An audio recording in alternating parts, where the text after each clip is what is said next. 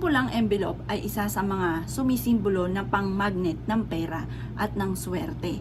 Ganito lang po ang inyo pong gagawin. Kumuha ka po ng isang pulang envelope at pagkatapos ay isulat nyo po dito ang 168 at lagyan nyo po ito ng 168 na pera. Ngayon po mga bossing ko, ito po ay hahatak ng swerte. Ilalagay nyo po ito, pwede po ito sa may main door sa pinakamataas, or kaya po mga bossing ko, ilalagay nyo po ito sa ilalim ng inyo pong unan, or kaya po sa inyo pong bigasan, at ganoon din po sa inyo pong bag mga bossing. At maging kung ikaw ay may negosyo, mainam na ilagay nyo po ito sa inyo pong kaha upang sa ganun makamagnet ka ng swerte, lalo na sa pera. Kung mailap sa inyo ang swerte, lalo na sa pera, wag kang magpapawala ng mga ganitong mga pamamaraan upang sa ganon, higit ka na maka-attract ng swerte, lalo na sa pera.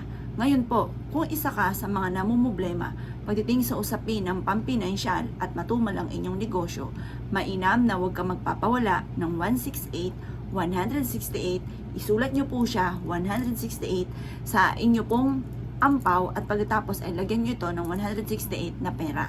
Ito po ay magdudulot ng maraming benta araw-araw. Kung ikaw po ay masipag at matyaga at lagi kang walang pera, huwag kang magpapawala sa wallet at maging sa bag po ninyo. At ito po ay magdudulot ng money magnet. Ganon din po kung ikaw po ay lagi na lang mailap ang swerte, lalo na sa pera, bagamat ikaw ay masipag at matyaga, mainam na maglagay ka ng 168 or bigyan mo ang anak po ninyo ang inyong pong karelasyon at ilalagay ito sa ilalim ng unan at magdudulot po ito ng swerte, lalo na sa pera.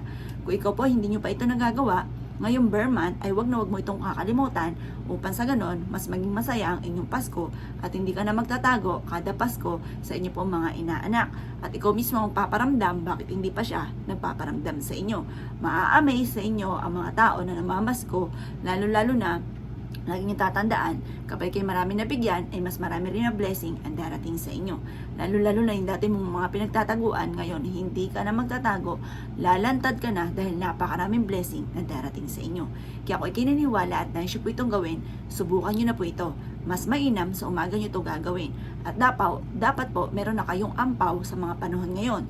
At ito po, mga bossing ko, yung mainam din na ilagay nyo sa may pintuan po ninyo para tuloy-tuloy ang pasok ng swerte. Kung meron kang screen, doon nyo po siya iipit sa pinakamataas ng inyong screen ng inyong pintuan. Ito po mga bossing ko ay magdudulot sa inyo ng money magnet.